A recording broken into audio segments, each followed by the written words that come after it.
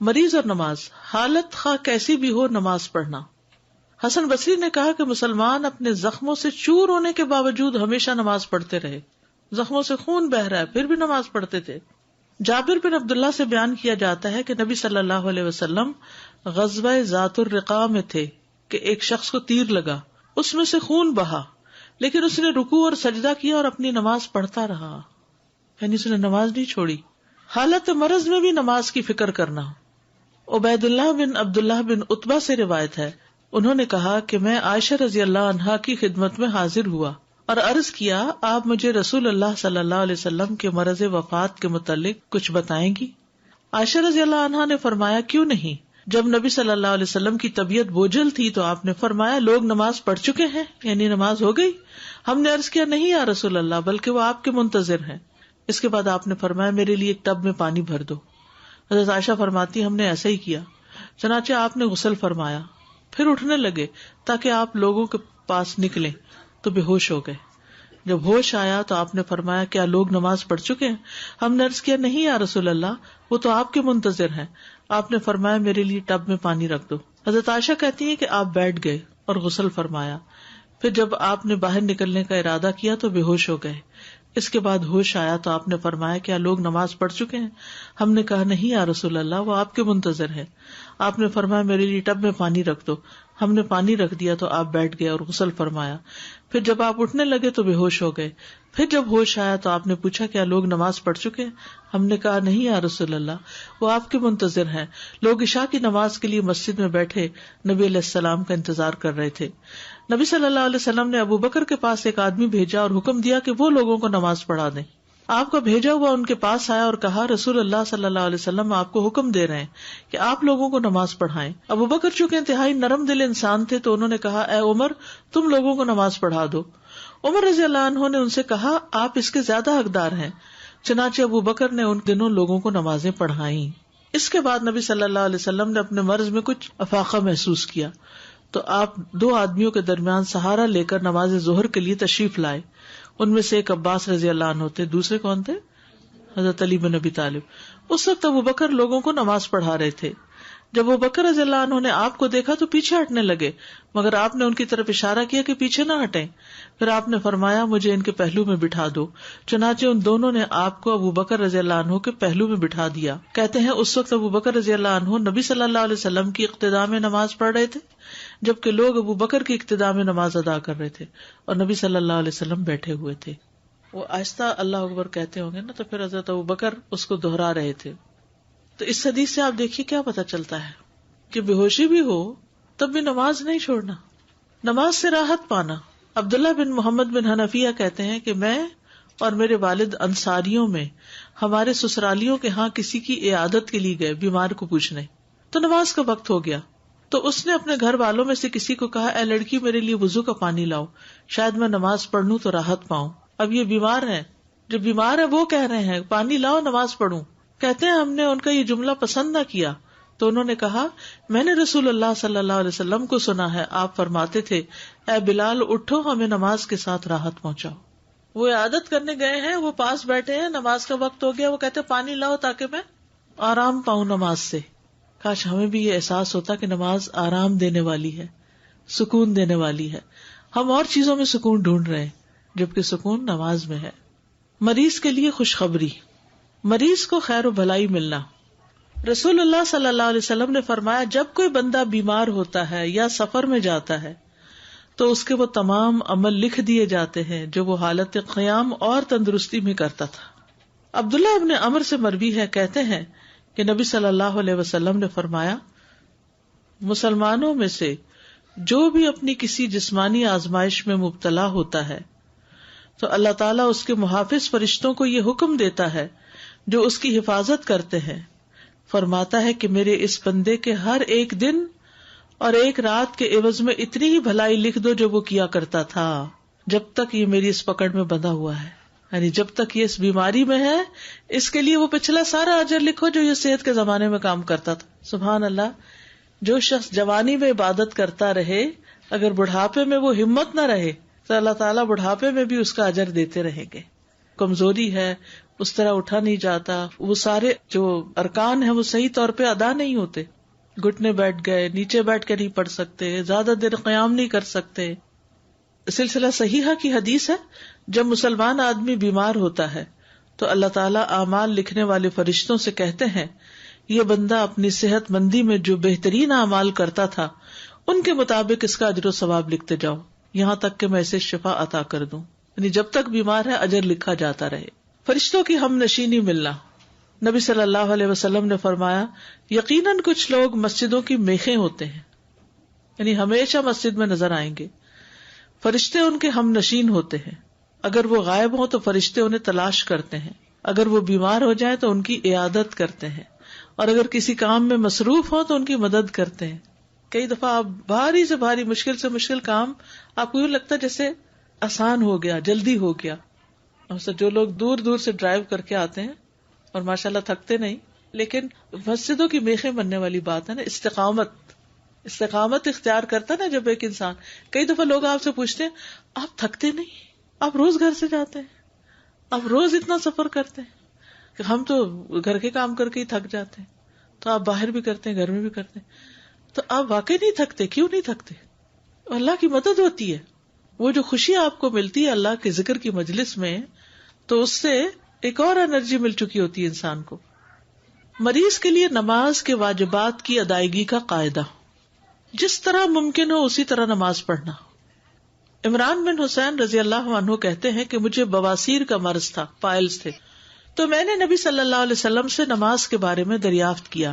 آپ نے فرمایا کھڑے ہو کر نماز پڑھو، اگر تمہیں اس کی بھی طاقت نہ ہو تو بیٹھ کر ادا کرو، اور اگر اس کی بھی طاقت نہ ہو تو پہلو کے بل لیٹ کر پڑھ لو. یعنی کرسی پہ نہیں بیٹھ سکتے، چارپائی پہ نہیں بیٹھ سکتے تو لیٹ جاؤ، سائڈ پہ پڑھ لو. نماز کے جس رکن کو ادا کرنے کی طاقت ہو وہ ادا کرنا واجب ہے. مثلا آپ قیام کر سکتے ہیں لیکن رکوع نہیں کر سکتے تو قیام کر لیجئے. آپ قیام نہیں کر سکتے لیکن رکوع کر سکتے ہیں تو رکوع کر لیجئے. آپ قیام اور رکوع کر سکتے، سجدے میں نہیں جا سکتے تو قیام اور رکوع تو پراپر کیجئے. سجدے کے لیے آپ کرسی پہ بیٹھ کے اشاروں سے نماز پڑھ لیجئے. اسی طرح بعض اوقات قیام نہیں ہوتا، جیسے رمضان میں قیام ہوتا ہے نا، قیام اللیل، تو آپ کیا کرتے ہیں کچھ دیر کھڑے رہتے ہیں پھر بیٹھ جاتے ہیں. لیکن رکوع اور سجدہ آپ کر سکتے ہیں تو رکوع اور سجدہ کرتے جائیں، یہ نہیں کہ ایک دفعہ بیٹھے تو ہر چیز بیٹھ کے کر رہے ہیں. تو یہ یاد رکھیے کہ نماز کا جتنا رکن آپ ادا کر سکتے ہیں، اگر سارا وقت کھڑے نہیں ہو سکتے، آدھا بھی ہو سکتے تو آدھا کھڑے ہو جائیں پھر بیٹھ جائیں. لیکن جب رکوع کا ٹائم ہے تو کھڑے ہو جائیں پھر رکوع کر لیں. نماز کے واجبات کو ادا کرنے کا قاعدہ یہ ہے کہ نمازی جس فعل کو سر انجام دینے کی طاقت رکھے اسے ادا کرنا اس پر واجب ہے، اور جس رکن کو ادا کرنے سے وہ عاجز ہو وہ ساقط ہے.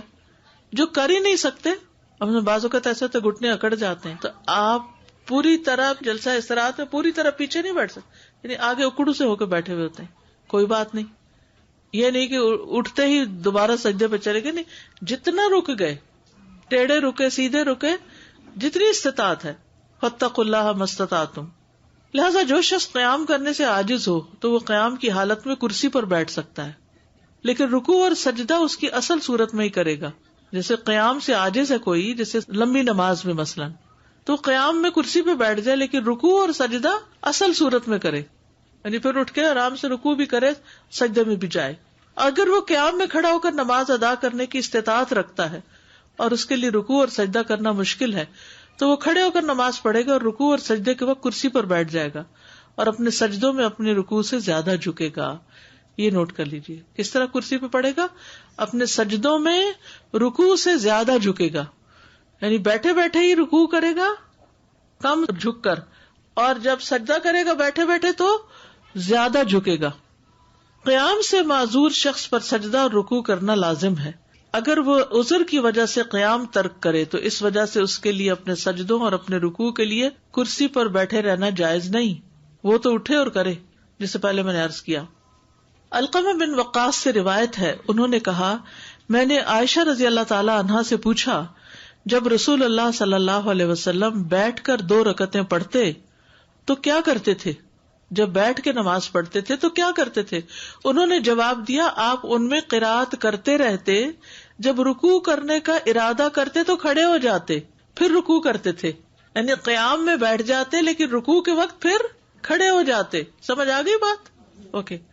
سجدہ اور رکوع سے معذور شخص پر قیام کرنا لازم ہے، یعنی اگر کوئی شخص کھڑا تو ہو سکتا ہے لیکن رکوع اور سجدے میں نہیں جا پاتا تو کم از کم قیام ضرور کرے. کچھ لوگ ہوتے ہیں قیام کر سکتے ہیں لیکن وضو کیا، جا کے ڈھک کرسی میں بیٹھ گئے اور وہی سارا پڑھا. نہیں، اگر آپ کھڑے ہو کے کھانا پکا سکتے کچن میں تو نماز میں آ کے کیوں بیٹھ گئے؟ پھر وہ کبھی کہتے ہیں کہ ہمارے لیے بیٹھنا اٹھنا مشکل تو ہے لیکن اجر بھی ہے. صبح فجر کے وقت بیڈ سے بھی تو اٹھتے ہیں نا ہم. پھر اسی طرح یہ ہے کہ کرسی کو پکڑ کے اٹھ جائیں اگر ویسے نہیں اٹھ سکتے. ویسے بھی تو نماز کے لیے ٹیک لگا کے اٹھتے ہیں نا ہاتھوں کی، ٹھیک ہے نا. تو فاتقوا اللہ ما استطعتم، جتنی استطاعت ہے اتنا کام کرتے جاؤ. اگر وہ رکوع اور سجدہ اصل صورت میں ادا کرنے سے معذور ہے تو اس وجہ سے اس کا قیام کو چھوڑنا اور حالت قیام میں کرسی پر بیٹھنا جائز نہیں. کچھ قیام بیٹھ کر، کچھ قیام کھڑے ہو کر کرنے کی اجازت ہے. حضرت عائشہ کہتی ہے کہ رسول اللہ صلی اللہ علیہ وسلم بیٹھ کر بھی نماز پڑھتے تھے. آپ بیٹھے ہوئے قرات فرماتے، جب آپ کی قرات سے اتنا حصہ بچ جاتا جتنی 30 یا 40 آیتیں ہوتی ہیں تو آپ کھڑے ہو جاتے اور کھڑے ہو کر ان کی قرات فرماتے، پھر رکوع کرتے، پھر سجدہ کرتے، پھر دوسری رکعت میں بھی ایسا ہی کرتے. سہارا لے کے نماز پڑھنے کی اجازت، کرسی کا سہارا یا پھر کوئی ستون کا سہارا، دیوار کا سہارا. رسول اللہ صلی اللہ علیہ وسلم جب بڑی عمر کے ہو گئے اور جسم کچھ بھاری ہو گیا تو اپنی جائے نماز کے پاس آپ نے ایک ستون بنا لیا، آپ اس کا سہارا لے کر نماز پڑھتے تھے. جو قیام نہ کر سکے وہ بیٹھ کر نماز پڑھ لے، جو قیام نہ کر سکے وہ بیٹھ کے نماز پڑھ لے. حضرت عائشہ سے روایت ہے کہ کچھ لوگ نبی صلی اللہ علیہ وسلم کی آپ کے ایک مرض کے دوران عیادت کرنے آئے، آپ نے انہیں بیٹھ کر نماز پڑھائی. شوکانی کہتے ہیں کہ اگر کوئی شخص کسی عذر کی بنا پر قیام کی استطاعت نہ رکھے تو بیٹھ کر نماز ادا کر لے، اور جو شخص عذر کی بنا پر بیٹھنے سے بھی قاصر ہو وہ پہلو کے بل لیٹ کر نماز ادا کر لے. اگر ٹیک لگا کے کر سکتا تو ٹیک لگا کے کر لے. کچھ ایسے معذور ہو جاتے ہیں نا کہ جو بیٹھ نہیں پاتے، بزرگ ہوتے ہیں تو ان کو ٹیک لگوا دے. ابن تیمیہ کہتے ہیں کہ مسلمان اس پر متفق ہے اگر نمازی نماز کے بعض واجبات مثلا قیام یا قرات یا رکوع یا سجود یا سطر چھپانے یا قبلہ رخ ہونے وغیرہ کی ادائیگی سے عاجز ہو تو یہ واجب اس سے ساقط ہو جاتے ہیں. جو کر نہیں سکتا وہ تو ٹھیک ہے، لیکن جو کر سکتا نماز کا کوئی بھی حصہ اس کو کر لیا جائے، یہ بیسک قاعدہ. یہ اگر بات سمجھ آ جائے تو بہت سے سوالوں کا جواب آپ خود بھی دے سکتے ہیں. بیٹھ کر رکوع اور سجدہ کرنے کا طریقہ، ابن عمر سے مروی ہے، وہ کہتے ہیں رسول اللہ صلی اللہ علیہ وسلم اپنے ایک بیمار ساتھی کی عیادت کے لیے نکلے، میں بھی آپ کے ساتھ تھا. جب اس کے پاس پہنچے تو کیا دیکھتے کہ وہ ایک لکڑی پر نماز پڑھ رہا ہے اور سجدہ کرتے وقت اپنی پیشانی اس پر ٹیکتا ہے. آپ صلی اللہ علیہ وسلم نے اس کی طرف اشارہ کیا تو اس نے لکڑی کو پھینک دیا اور اس نے تکیہ پکڑ لیا. تو رسول اللہ صلی اللہ علیہ وسلم نے فرمایا اس کو بھی ہٹا دو، یعنی تکیے کو. اگر تم استطاعت رکھتے ہو تو زمین پہ سجدہ کرو، نہیں رکھتے تو اشارے سے پڑھو اور اپنے سجدوں کو اپنے رکوع سے زیادہ جھکاؤ. یعنی تکیے، تختے، کسی چیز پہ پڑھنے کی ضرورت نہیں، ٹیبل پہ کسی بھی چیز پہ سر رکھنے کی ضرورت نہیں. اور یہ حدیث یاد رکھیے. عبدالعزیز بن باز کہتے ہیں کہ زمین یا کرسی پر بیٹھ کر نماز ادا کرنے کے لیے واجب ہے کہ وہ سجدہ کرتے وقت اپنے رکوع سے زیادہ جھکے، بس یہ یاد رکھیے. لیکن سجدے کی حالت میں اس کے لیے واجب ہے کہ اگر استطاعت ہو تو زمین پر ہاتھ رکھے اور رکوع میں دونوں گھٹنوں پر، یعنی جیسے نیچے بیٹھ کے کوئی پڑھ رہا ہے تو رکوع کے وقت کیا کرے، گھٹنوں پر ہاتھ رکھ لے، اور سجدے کے وقت کیا کرے، زمین پر ہاتھ رکھ لے. لیکن کوئی لکڑی اور بینچ اور یہ کچھ بھی رکھنے کی ضرورت نہیں. اگر زمین تک نہیں جاتا تو جہاں تک ہاتھ انگلیاں لگتی ہیں تو اتنی لگا لے تاکہ رکوع اور سجدے میں اشارے میں فرق ہو. لیکن اگر استطاعت نہ ہو تو اپنے ہاتھ گھٹنوں پر ہی رکھے، جیسا کہ نبی صلی اللہ علیہ وسلم سے ثابت ہے کہ مجھے 7 ہڈیوں پر سجدہ کرنے کا حکم دیا گیا ہے. پیشانی، اور آپ نے ناک کی طرف اشارہ کیا، دونوں ہاتھ، دونوں گھٹنے اور پاؤں کی انگلیاں. اور جو شخص ایسا کرنے سے عاجز ہو اور کرسی پر بیٹھ کر نماز ادا کرے تو اس میں کوئی حرج نہیں. یعنی زمین پہ نہیں بیٹھ سکتا تو کیا کرے، کرسی میں بیٹھ جائے. فاتقوا اللہ ما استطعتم. نبی صلی اللہ علیہ وسلم نے فرمایا اذا امرتکم بامر فاتوا منہ ما استطعتم. جب میں تمہیں کسی چیز کا حکم دوں تو تم اپنی استطاعت کے مطابق اس پر عمل کرو. رکوع اور سجود میں کمر جھکانے کا طریقہ. اگر کوئی شخص کمر جھکا نہیں سکتا، بعض لوگوں کی بیک کی سرجری ہوتی ہے، جھکا ہی نہیں سکتے، تو وہ سر جھکا لے. گردن ہی جھکا لے.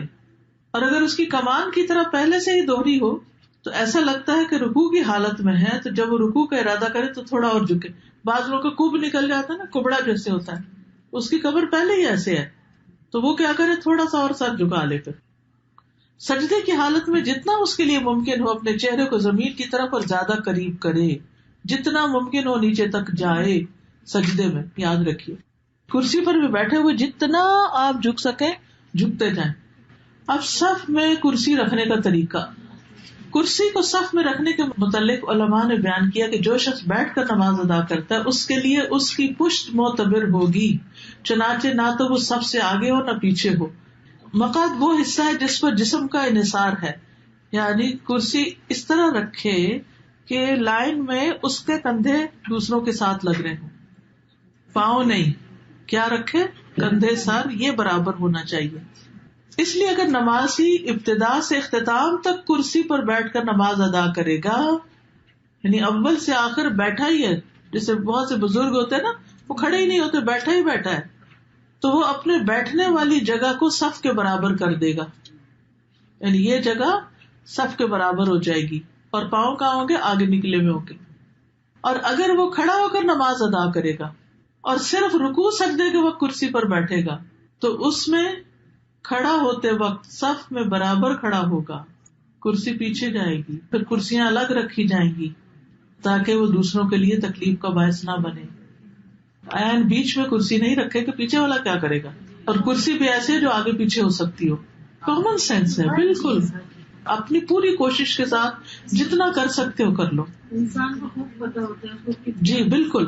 اور پھر اس کو یہ بھی پتا ہوتا ہے کہ یہاں میں نے کیا تو پیچھے والے کا کیا ہوگا, مجھے سائڈ پہ چلے جانا چاہیے جہاں پیچھے والے کو تکلیف نہ ہو. مریض کے لیے نمازوں کو جمع کرنے کی رخصت ہے. بعض مریض ایسے ہیں کہ وہ بے ہوشی میں چلے جاتے ہیں بار بار, یا اور اس طرح کے مسائل ہوتے ہیں, نمازیں قریب قریب وقت میں ہوتی ہیں, بار بار وضو کرانا, بار بار تیمم کرانا مشکل ہوتا ہے. مریض کے لیے جائز نہیں کہ وہ نماز کو اس کے وقت سے مؤخر کرے, اس وجہ سے کہ وہ طہارت حاصل کرنے سے عاجز ہے, بلکہ اسی قدر طہارت حاصل کر لے جو اس کے لیے ممکن ہے, پھر نماز کو اس کے وقت پر ہی ادا کرے, اگرچہ اس کے جسم, اس کے لباس اور اس کی جگہ پر ایسی نجاست ہو جسے صاف کرنے سے وہ عاجز ہو. جیسے بھی حالات ہوں, کسی بھی حال میں نماز چھوڑنا جائز نہیں, بلکہ مکلف پر واجب ہے کہ اپنے تمام حالات میں, اپنی تندرستی میں بھی, اپنی بیماری میں بھی نماز کی شدید خواہش رکھے, کیونکہ نماز اسلام کا ستون ہے اور شہادتین کے بعد تمام ارکان میں سب سے بڑا رکن ہے.